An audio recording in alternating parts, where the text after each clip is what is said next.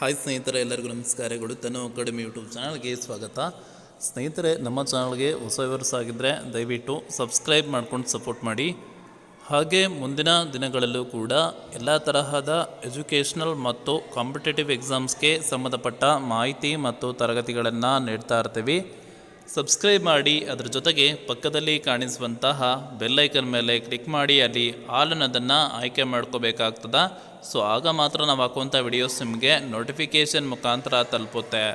ಸ್ನೇಹಿತರೆ, ನಿಮಗೆಲ್ಲರಿಗೂ ಗೊತ್ತಿರೋ ಹಾಗೆ ಮೊರಾರ್ಜಿ ವಸತಿ ಶಾಲೆ ಪ್ರವೇಶ ಪರೀಕ್ಷೆಗೆ ಸಂಬಂಧಪಟ್ಟ ಹಾಗೆ ದಿನಾಂಕ 23/5/2026 ಮೊದಲನೇ ಒಂದು ಸುತ್ತಿನ ಆಯ್ಕೆ ಪಟ್ಟಿಯನ್ನು ಬಿಡುಗಡೆ ಮಾಡಿದರು. ಓಕೆನಾ, 30/5/2026 ಅಡ್ಮಿಷನ್ ಆಗಲಿಕ್ಕೆ ಕಾಲಾವಕಾಶವನ್ನು ಮಾಡಿಕೊಟ್ಟಿದ್ರು.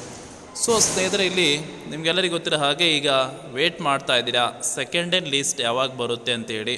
ಸೊ ಸ್ನೇಹಿತರೆ, ಈ ವೀಕ್ ಬರೋವಂಥ ಚಾನ್ಸಸ್ ತುಂಬಾ ಇದೆ. ಯಾಕಂತಂದರೆ ಸೊ ಇಲ್ಲಿ 23/5/2026 ಬಿಡುಗಡೆ ಮಾಡಿದರು. ಸೊ ನೀವು ನೋಡ್ಬೋದಾಗಿರುತ್ತೆ, ಇಲ್ಲಿ